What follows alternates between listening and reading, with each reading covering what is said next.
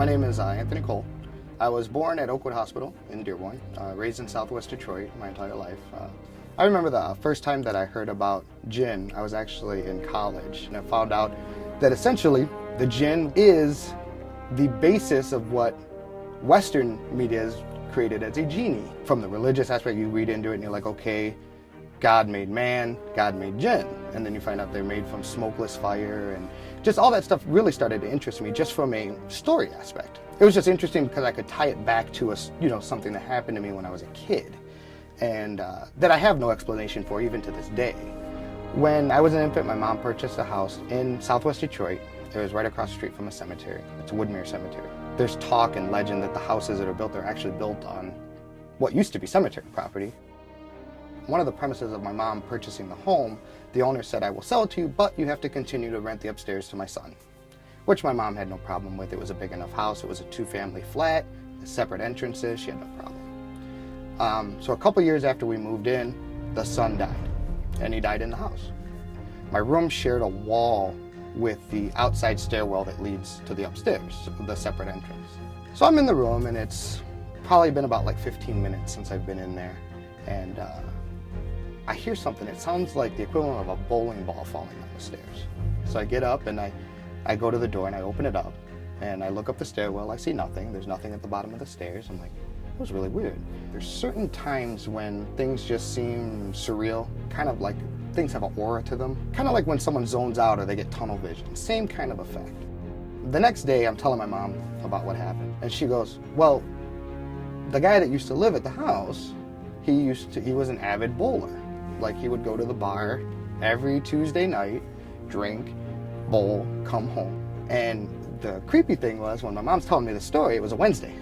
So it was, the day that it happened was a Tuesday, which was very, very weird. And my mom thought it was very weird too. There was a story that I was reading about how to dispel a Jinn. The story said you turn to your left and you spit 3 times, and it dispels a Jinn, which, from what I took it as, Jinns come from the left. Now, in my bedroom, when I'm on my bunk bed, the wall that leads to upstairs was on my left. So I just thought that was very strange, call it coincidental, whatever it may be. Flash of lightning. They've been around for a long time. The Jinn were here first. And some of them want the world back. They're jealous of our imaginations. I really don't know for sure if Jinns exist. If they did exist, I do think that they're involved in mischievous deeds. The typical angel and devil on your shoulder, they're the one that's behind you just poking you in the head while they're talking. I don't think they're necessarily 100% evil if you were going to take the true religious aspect of it. You have angels that are supposed to be holy and pure, and then you have demons that are supposed to be pure evil. I think they lie somewhere in between. It was really intriguing, and it really stuck with me, like forever. It was actually the inspiration for my tattoo, one of my tattoos that I have. I found a perfect interpretation of what I thought a Jinn would look like, and I got it on my left arm because of what I had read and everything. And so it's something that stayed in my life, and I got this over 10 years ago.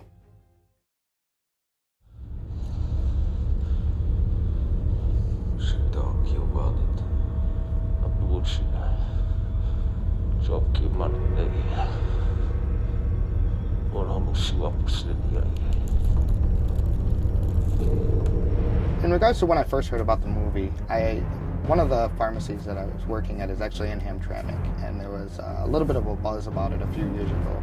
We knew that they were shooting a movie in Michigan. We knew it was about Jinn. That interested me right off the bat.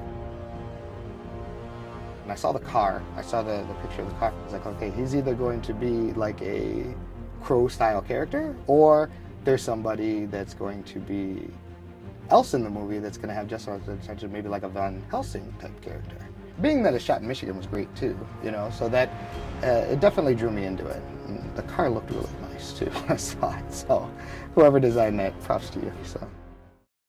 Come on!